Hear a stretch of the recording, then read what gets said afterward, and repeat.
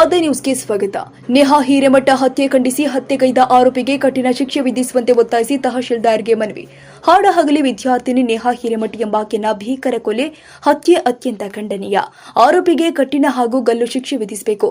ರಾಜ್ಯದಾದ್ಯಂತ ಪ್ರತಿನಿತ್ಯ ಇಂತಹ ಪ್ರಕರಣಗಳು ಹೆಚ್ಚಾಗ್ತಾ ಇದ್ದು, ಶಾಲಾ ಕಾಲೇಜು ವಿದ್ಯಾರ್ಥಿನಿಯರಿಗೆ ಹಾಗೂ ಮಹಿಳೆಯರಿಗೆ ಸೂಕ್ತ ರಕ್ಷಣೆ ಕೊಡಬೇಕು ಅಂತ ಯುವ ಮುಖಂಡ ಅಶೋಕ ದೇಶಣ್ಣವರು ಹೇಳಿದ್ದಾರೆ. ತಹಶೀಲ್ದಾರ್ ಕಚೇರಿಯಲ್ಲಿ ಹುಬ್ಬಳ್ಳಿ ಬಿವಿಬಿ ಕಾಲೇಜು ಕ್ಯಾಂಪಸ್ನಲ್ಲಿ ವಿದ್ಯಾರ್ಥಿನಿ ನೇಹಾ ಹಿರೇಮಠ ಅವರ ಮೇಲೆ ಫಯಾಜ್ ಎಂಬಾತ ಬರ್ಬರ ಹತ್ಯೆಯನ್ನು ಖಂಡಿಸಿ ಹಾಗೂ ಎನ್ಐಎ ತನಿಖೆಗೆ ಜಿಹಾದಿ ಫಯಾಜ್ನನ್ನ ಶೀಘ್ರ ವಿಚಾರಣೆ ನಡೆಸಿ ಕೋರ್ಟ್ ಮೂಲಕ ಗಲ್ಲು ಶಿಕ್ಷೆಗೆ ಒಳಪಡಿಸುವಂತೆ ಒತ್ತಾಯಿಸಿ ಅಖಿಲ ಭಾರತ ವಿದ್ಯಾರ್ಥಿ ಪರಿಷತ್ ವತಿಯಿಂದ ದಿನಾಂಕ 20ರಂದು ತಹಶೀಲ್ದಾರ್ ಮೂಲಕ ಮುಖ್ಯಮಂತ್ರಿಗಳಿಗೆ ಮನವಿ ಸಲ್ಲಿಸಲಾಗಿದೆ. ಪಟ್ಟಣದ ಶ್ರೀ ಸಿದ್ದಾರೂಢ ಮಠದಿಂದ ಪ್ರಾರಂಭಗೊಂಡ ಪ್ರತಿಭಟನೆ ಸೂಡಿ ವೃತ್ತ, ಮುಲಾನಬಾವಿ ವೃತ್ತ, ಪೋತರಾಜನಕಟ್ಟಿ ಮಾರ್ಗವಾಗಿ ತಹಶೀಲ್ದಾರ್ ಕಚೇರಿ ತಲುಪಿ ಮನವಿ ಸಲ್ಲಿಸಿದರು.